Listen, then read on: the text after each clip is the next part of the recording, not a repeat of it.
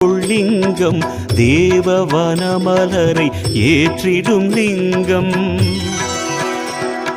பரமநாதனாய் பரவிடும் லிங்கம் நானும் வணங்கும் சதாசிவலிங்கம் லிங்காஷ்டகமிதை தினமும் சிவசன்னதியில் சொல்வார் சிவலோக காட்சியுடன் சிவனருளும் கொள்வார்.